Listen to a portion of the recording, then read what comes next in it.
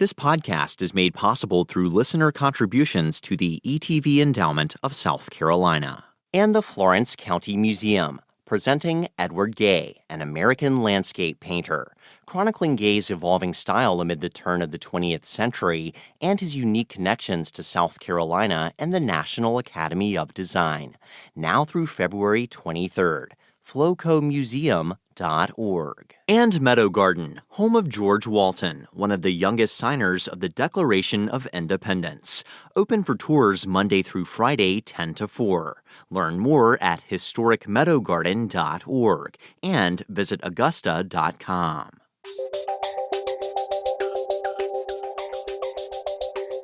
From South Carolina Public Radio, this is Walter Edgar's Journal.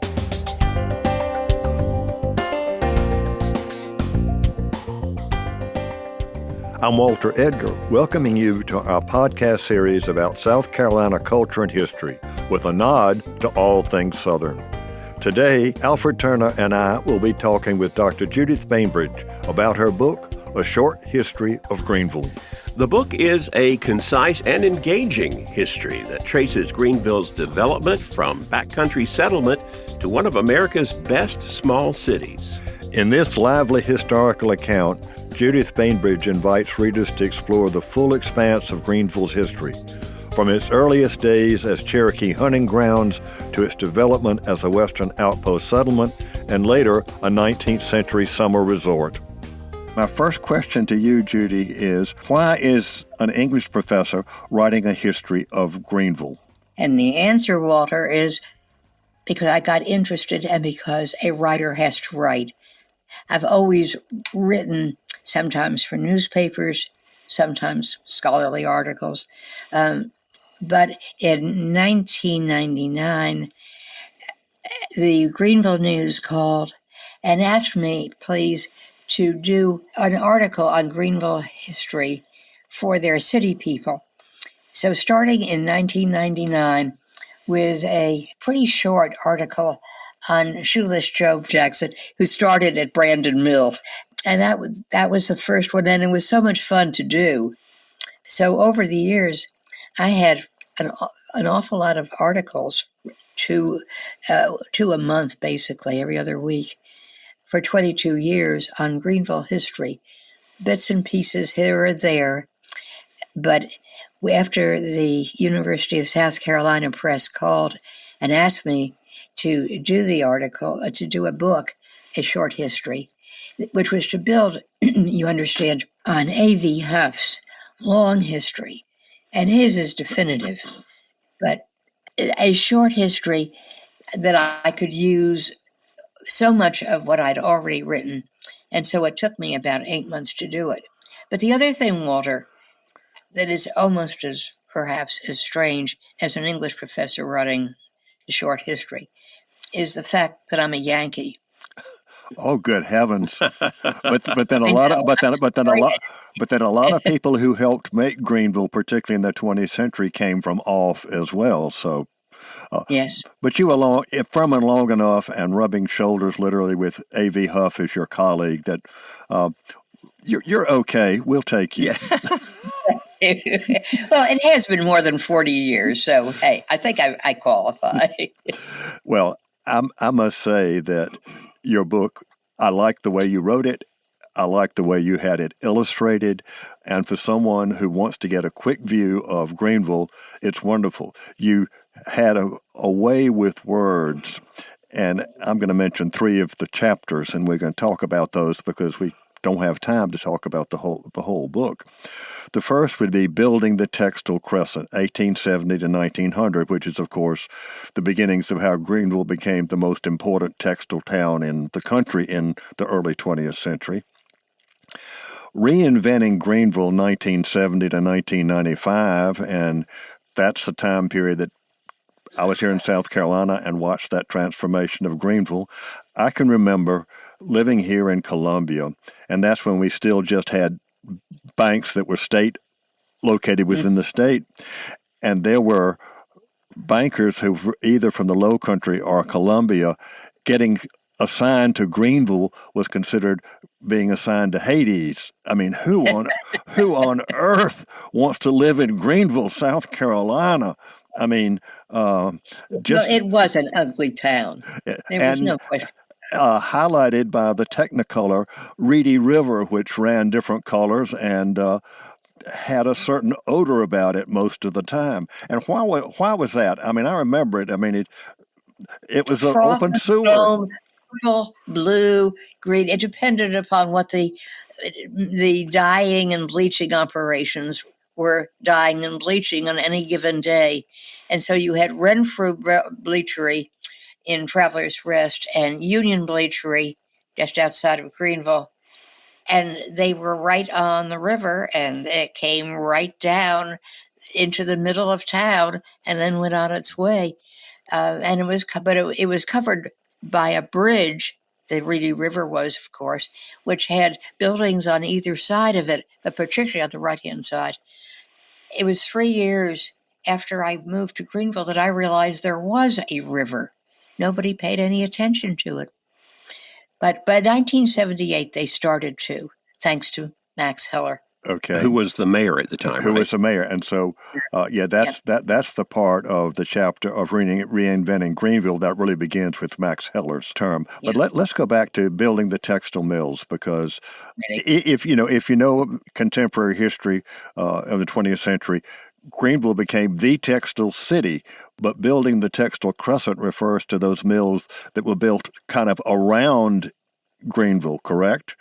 Right, the Western Crescent, which blocked expansion later all the way from the west is always to the east.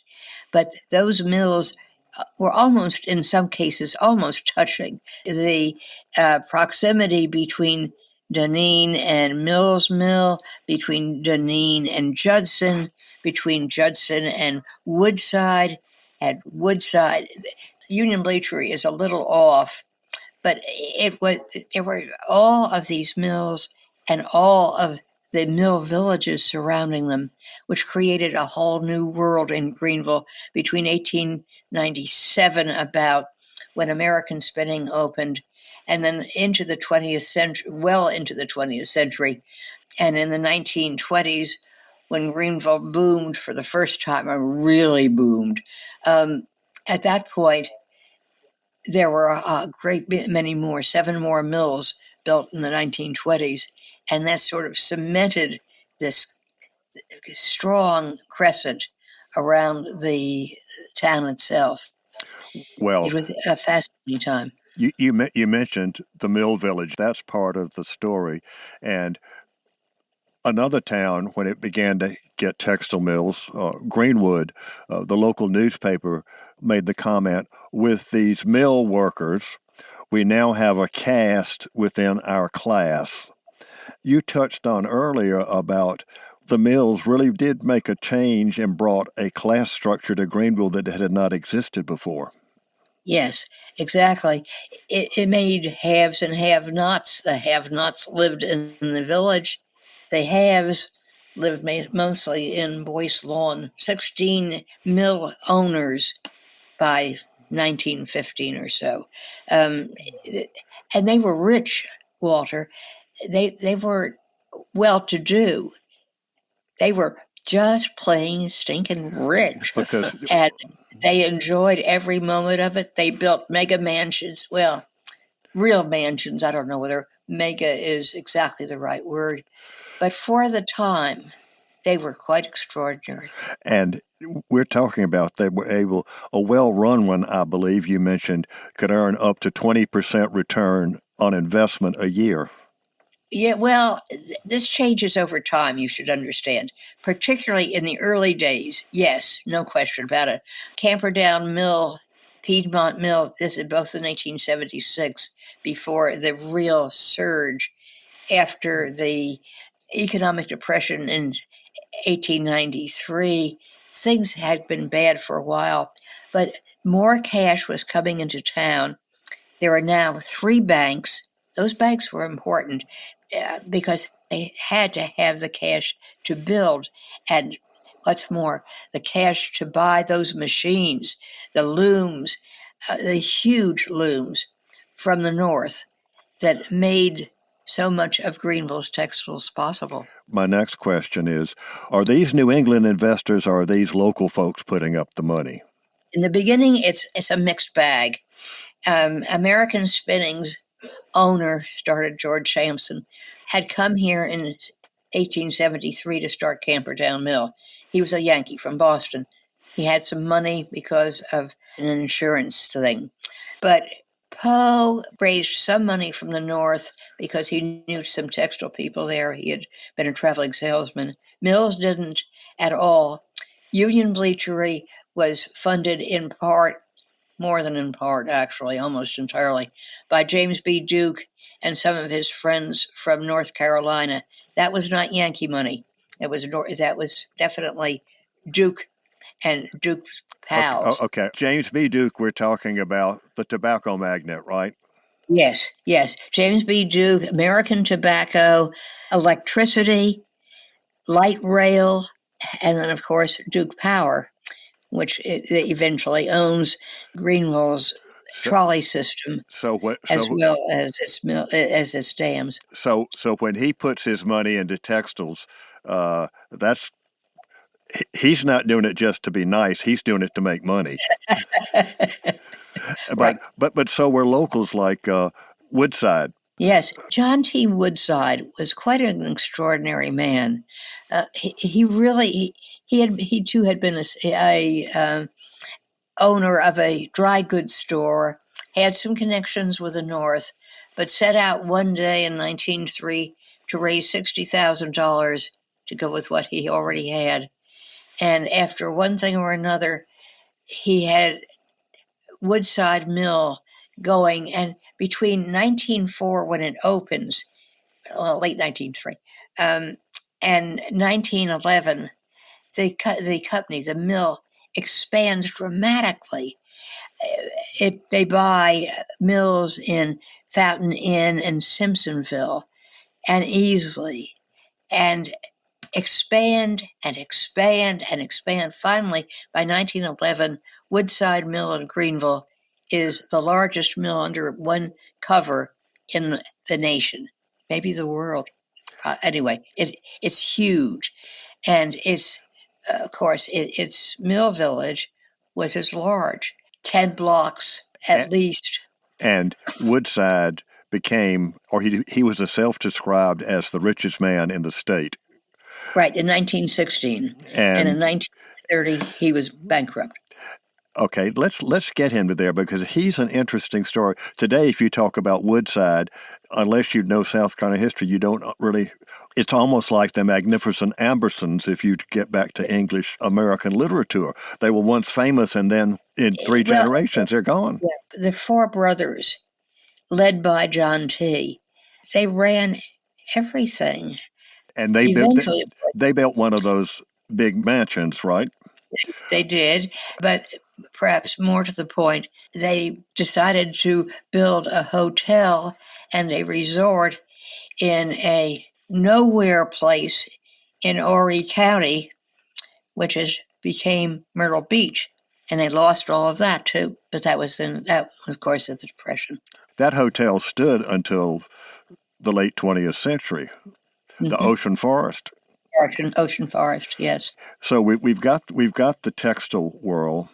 By World War I, you've got Textile Hall, which becomes the biggest textile fair annually in the world, literally. Biannually, but yes, and it's not just textiles.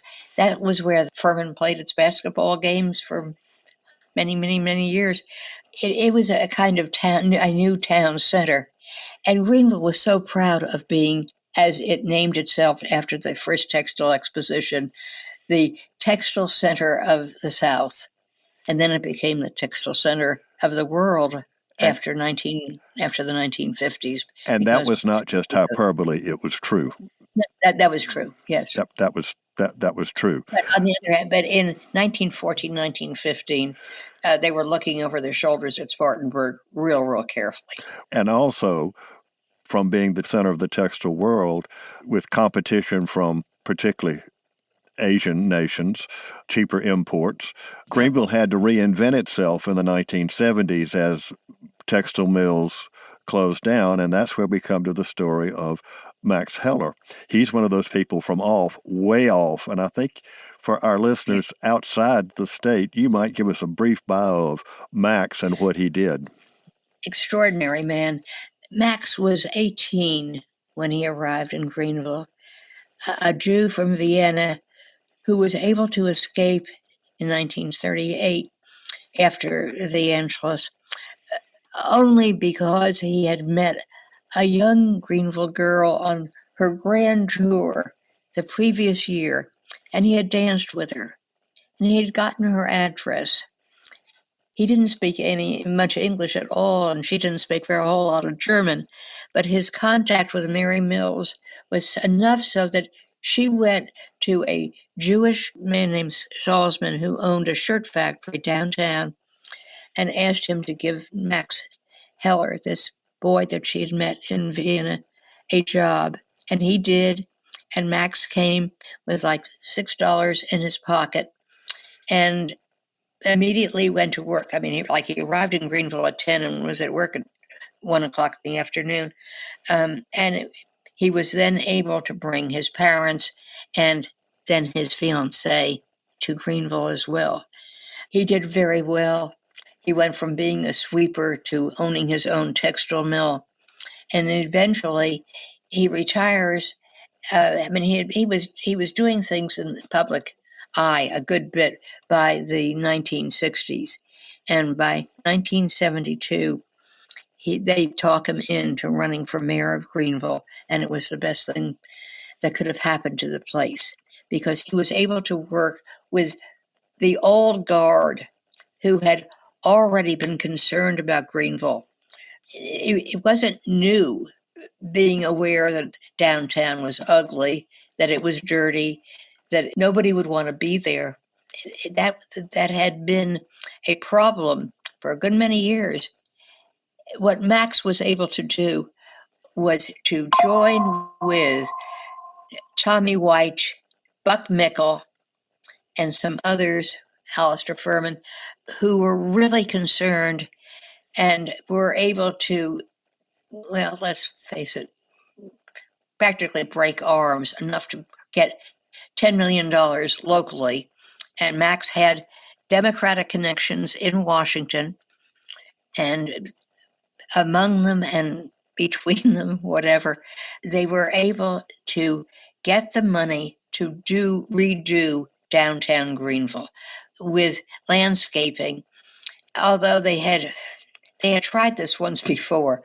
At that point, this was about 15 years earlier, they slip-covered buildings with aluminum siding. Some of the ugliest aluminum siding you've ever seen, Walter. I love the term. You call them, they slip-covered downtown Greenville with aluminum siding to make the buildings look modern. And in the process, they covered over some very wonderful late 19th and early 20th century brick storefronts. Yep, it really did. And then they took down the really quite elegant hotel and built the Downtowner Motel, which really stood out for total ugliness. When I came to town in 76, I mean, we're honest to God, I thought it was an eyesore. It was modern. It had aluminum siding. But anyway, in the early 70s, you have this new impetus because of Max. When I came here in 76, I was so stunned by Greenville. I had reservations about moving to South Carolina. I really did. And not that North Carolina was that much better. That's where I'd been teaching. But I thought, ooh, South Carolina. And I had gotten my PhD at the University of Iowa. And my advisor was very hesitant about my going to South Carolina. But I found Max, a Jew, as the mayor, Pat Haskell Robinson, a woman, as mayor pro tem, and these people who were really concerned about a community. And I've also found really quite wonderful colleagues at Furman. It was a very interesting place in those years, but it wasn't all good. I mean, Greenville reinvented itself in the 70s, but there was also, because of I-85, which skimmed the outside of the city, because of I-85 and the ease of communication between Atlanta and Charlotte and the North, there was drugs and there was crime. By the time you have in the mid-70s, Greenville is third per capita in murders in this nation. I mean, you don't think of it, So there were, and then we got a really good sheriff, Johnny McBrown, and that did make things a whole lot better. And also, several sheriff's deputies were indicted. Earlier we talked about the mill villages which surrounded these mills, literally housing thousands and thousands of people. But those mill villages houses were owned by the mills. And so... until really they start going in the very late 40s. After J.P. Stevens comes in 47, Alistair Furman says, "When are you going to sell the mills?" And Stevens said, "I'm not. We need control." They worked it out together real, real well. They had their own mortgage company, and they discovered that a owner on a mortgage was just as much concerned about jobs as a renter in a mill village house. And so they went.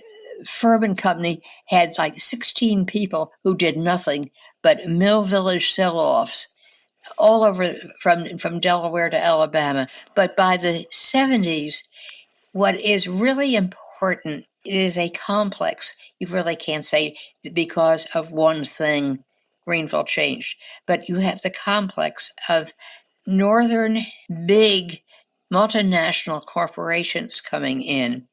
GE first, with a gas turbine company, which was really quite marvelous for Greenville employment. And then you have Michelin, their only place outside of Clermont-Ferrand in France.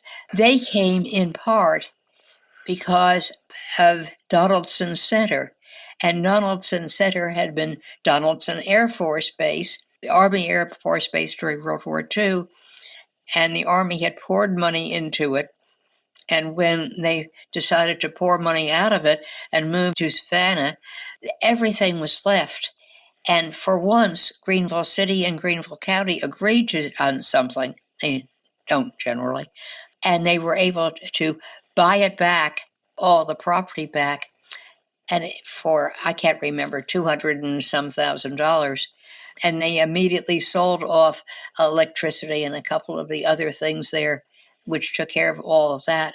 But having that facility with its airstrips that were the longest in South Carolina, which provided really terrific transportation outside, and a place where they would have all of the facilities they needed, brought a good many industries to South Carolina.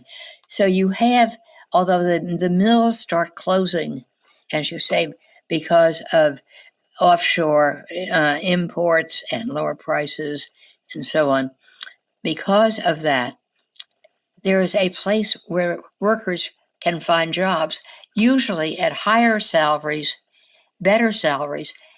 And then you toss in Greenville Tech, which really made a difference because they could prepare people for specific work, which made it very, very attractive.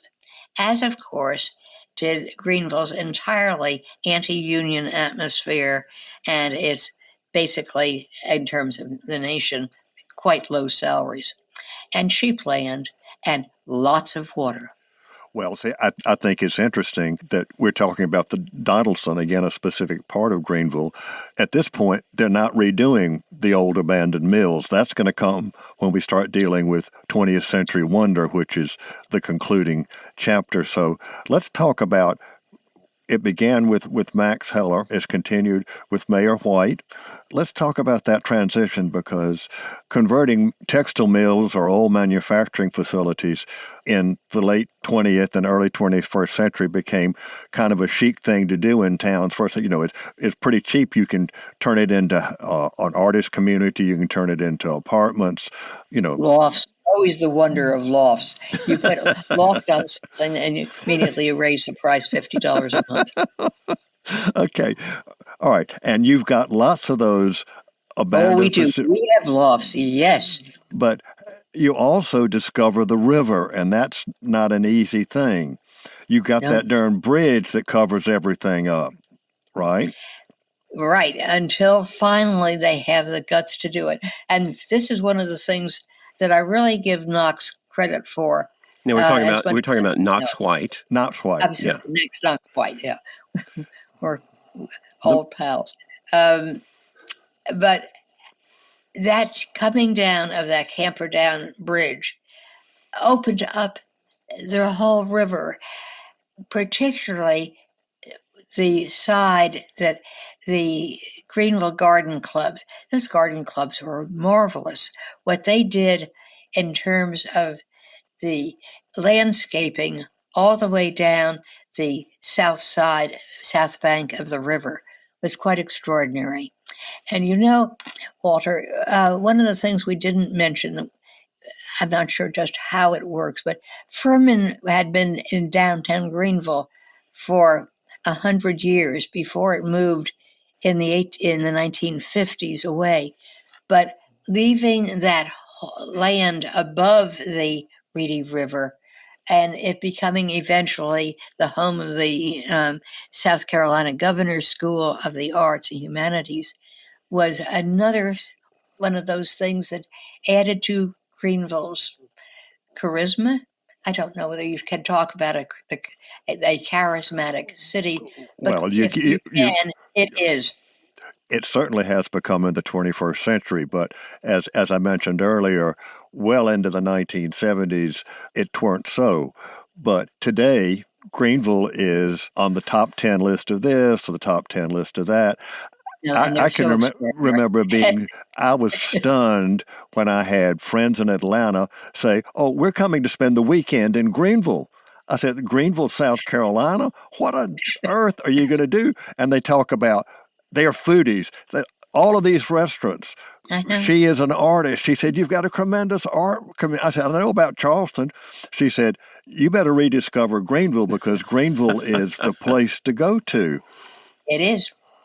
Sometimes, the Peace Center opened in 1996. Peace Center, major funding for the buildings, a complex by the Reedy River, which includes a 2,000 or so seat auditorium and then a 400 or 500 seat auditorium, a 1857 textile mill, a 1884 textile mill, both of which have been brilliantly redone, and a kind of open, it's a building that doesn't have windows, but it has its basic outline still. It had been a paint shop in 1904, but it's a place where meetings are held. Suddenly it becomes, instead of an ugly parking lot with trailers and piled up pieces of concrete overlooking a sludgy river, which is what it was when my husband and I married in one of those buildings in 1985. By 2000, the river was clean and clear, not as clean and clear as it is today, but clean, much cleaner than it had been. And the whole place had been landscaped, redone. The Huguenot Mill, the 3-story mill, become a really extraordinarily beautiful office sort of complex with all sorts of rooms for meeting and so on. The whole place had become beautiful, and people responded. And then the west end of Greenville, which was, after Furman's leaving, had gone downhill. It was tawdry. There were admittedly prostitutes on corners. There was some drug stuff. And all of that over the years, but really starting in the late 90s, but really taking off in the beginning of the 21st century. That changed. It became a center. There are people strolling the streets at night. There were all of these restaurants and cool places, All right, boutique. Yeah, the West End is derelict. What turned it around? It was a public-private partnership. The public part was certainly the donation of 2 turn-of-the-century buildings that became at first a public market and now have a variety of businesses and restaurants in it. The city invested big time. Duke Power buried its power lines. The city completely redid the roads. Sounds like there were a lot of partners coming together. Every time the Greenville has changed and grown, it's been both the public and the private. At first, a lot more public, but after Max Heller, the city really took on a role of supporting anything downtown. Mayor Bill Workman comes in there after Max Yes, Heller. he was, and I should have mentioned Bill, although I never forgave him for being in favor of keeping the bridge over the river, but he did a lot of good things beside that. The private-public part, I think you mentioned some of the private, but the city of Greenville and the county of Greenville don't always get along. And, that is pretty mildly, yes. Yes. So much of this has to do with civic pride by Greenvillians, native and adopted, in making their city what it is today. Yes, that's absolutely true. Because you can create, we're going to have these laws for artists, but if people don't move in there, if people don't patronize the artists or the restaurants, it's not going to succeed. But so much of that came because downtown was attractive, and there was a reason to stroll, and there were benches to sit on, and trees overhead, and little bitty lights in the trees, and you had the Hyatt coming. This is in the 70s. Well, it opened in 81, actually. But you have this sense of a place that is pleasant to be. And even now, driving downtown at night is very difficult because there are so many pedestrians on the streets, walking dogs, with children, couples. I don't understand it deeply. I think we got awfully lucky. Well, but also it was planning. Well, you mentioned one historic hotel that was torn down, but there was one that was that didn't get torn down. Thank heaven! And that coming back when the Poinsett Hotel came, it was a retirement place for a while. Then it was condemned. There were people sleeping in it at night who were homeless. And then the same guy who did, Steve Dopp, who did the Francis Marion in Charleston, looked at Greenville and poured money into redoing the Poinsett. And when that opened, and at this point I can't remember exactly when, early, but about 20 years ago, it was a marvelous night. Red carpet all the way. And now it is just one of the things that Greenville is most proud of. And, talking about the Poinsett reminds me of that right next door, you have the old county courthouse, which had become the family court, which was sort of falling to pieces. And then M. Judson Bookstore came in, and the whole place again is alive and well. Across the street, there are restaurants. in a building that was probably constructed about 1885. You have 2 little restaurants now and some condos. Even the things that came later in the 30s, well, not many things came in the 30s, but in the late 20s, they have been redone. Neighborhoods that were once pretty questionable have come back roaring as Greenville discovered its history. Okay. Alfred is giving us the wind-up sign, as he's done for a quarter of a century with the Journal. Judith Bainbridge, author of A Short History of Greenville, thank you so much for being with us today on the Journal. It's a pleasure. Thank you, Walter.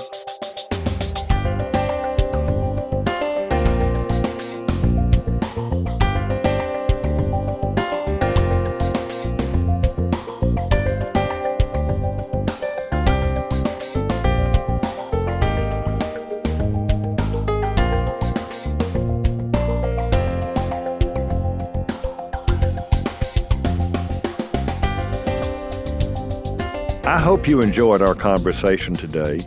It was a pleasure talking with Judith Bainbridge again.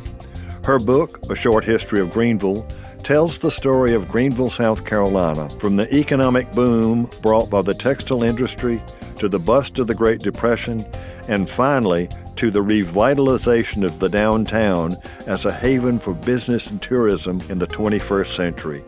And she tells this story in a lively style. Walter Edgar's Journal is a production of South Carolina Public Radio. I'm Alfred Turner, and I produce the show, which is made possible by listener contributions to the ETV Endowment of South Carolina. The views and opinions expressed on Walter Edgar's Journal are not necessarily those of South Carolina Public Radio or its underwriters. New episodes of Walter Edgar's Journal are published on the first and third Fridays of the month, and are available at southcarolinapublicradio.org on the SCETV app, as well as your favorite podcast provider. We'll talk again soon.